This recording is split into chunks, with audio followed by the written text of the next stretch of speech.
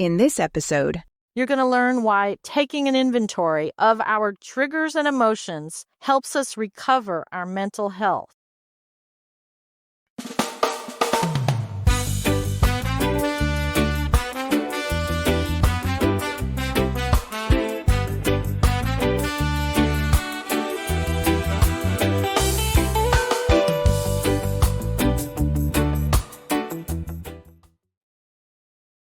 Welcome back, my dear seeker. I hope you're having a beautiful day. If not, let's get you back on track.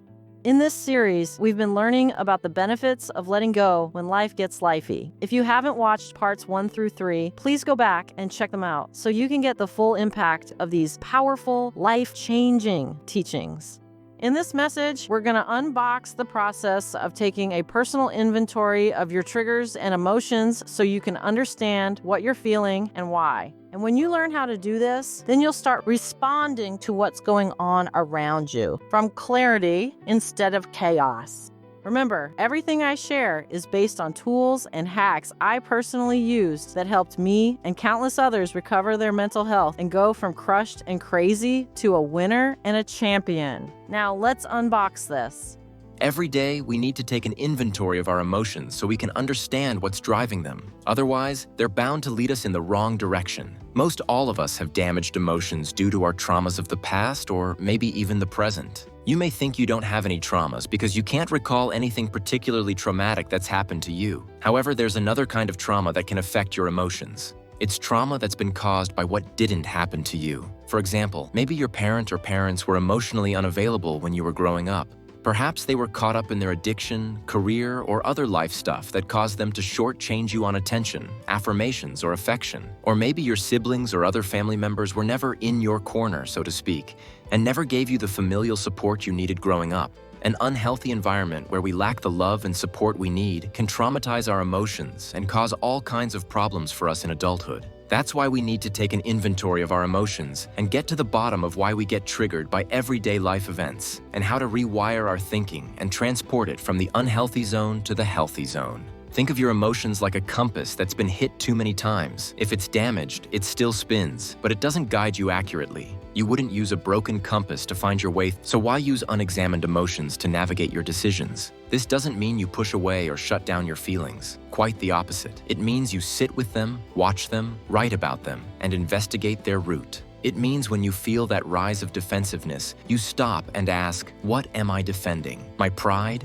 My identity? And is it really being attacked? Or am I just afraid of being seen in a way I don't like? This kind of honesty is hard, but it's the only way to grow into a healthy champion. And when you begin doing this often, you start catching things earlier before the emotions take over. You start noticing the way your thoughts start spinning. These are signals. If you slow down and watch them, they'll teach you stuff about yourself. That's why we need to pay attention, because attention is what allows you to shift from being a puppet of your emotions to becoming the master of your life choices.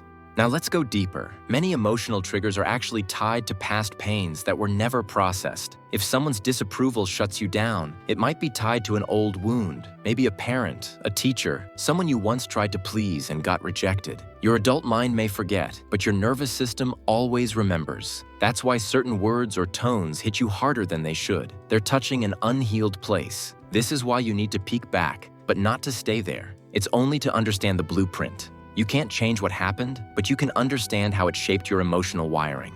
And once you understand it, you can rewrite it. You can tell yourself, that old story doesn't run me anymore. Or, I'm no longer living in that chapter of my life. I'm in a new season now. This kind of internal inventory work doesn't make you more emotional. It makes you freer because when you understand your triggers, you don't avoid difficult situations. You step into them with awareness. You become more honest, more stable, and more courageous. People will feel the difference in your energy. You'll speak more clearly because you won't be speaking from fear anymore. You'll listen more deeply because you're not constantly thinking of ways to defend your ego. And this changes relationships too, because a triggered mind creates conflict where none needs to exist. But a calm, self-aware person can turn arguments into conversations, not by being passive, but by being clear.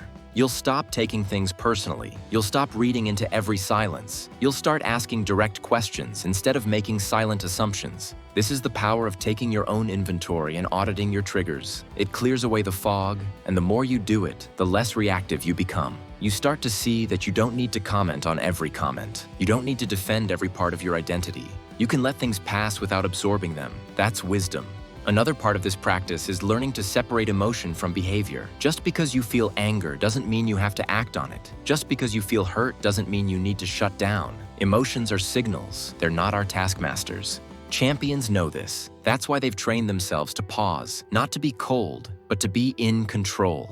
In that pause, you get to choose. What response matches my values? What action leads me closer to who I want to be? And when you respond this way, you stop living life on other people's terms. You become grounded, solid, steady, and stable. Once you get into the habit of taking this personal inventory on a daily, you'll notice that some of your triggers are predictable.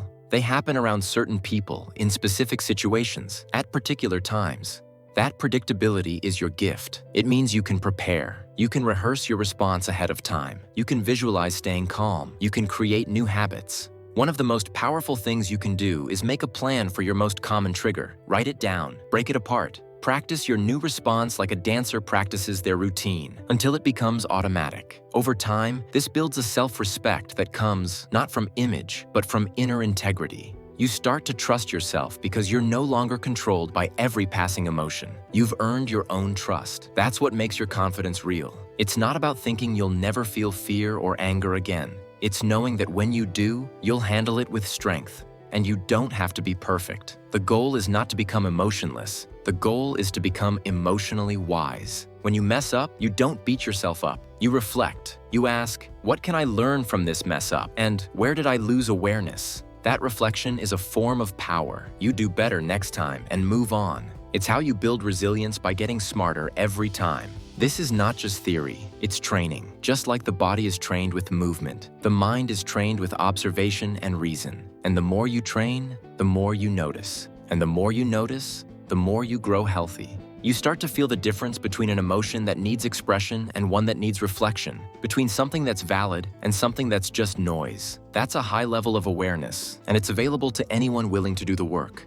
Let me interject something. People fear what they don't understand. It's human nature. That's why many of us run away from our emotions. Our first inclination is to shut them down, and we usually do that by practicing unhealthy behaviors. This is how bad habits and addictions are born. But if there's one thing to remember, it's this. Your emotions are not the enemy. Your ignorance of them is. When you know what triggers you, you know where your work is. You stop being surprised by your own reactions. You become prepared. You become stable. You stop fearing emotion because you understand it. And in that understanding, you gain control, not over the world, but over yourself. That is the beginning of freedom, the kind of freedom that champions are built for. The kind of freedom no one can take away. And once you've experienced it, you won't want to go back. Because there's nothing more powerful than being able to stand in the middle of chaos and still choose peace. When you begin seeing your emotional responses clearly, it becomes obvious how much of your life is shaped not by events, but by how your attention is directed. The emotional charge from a single thought can cost you an entire afternoon. One brief argument can echo in your mind long after the conversation ends, and the real damage isn't just the feeling, it's the time it quietly steals while you're not fully present in the moment. Yes, uncontrolled emotions steal something that we can never recover: our time.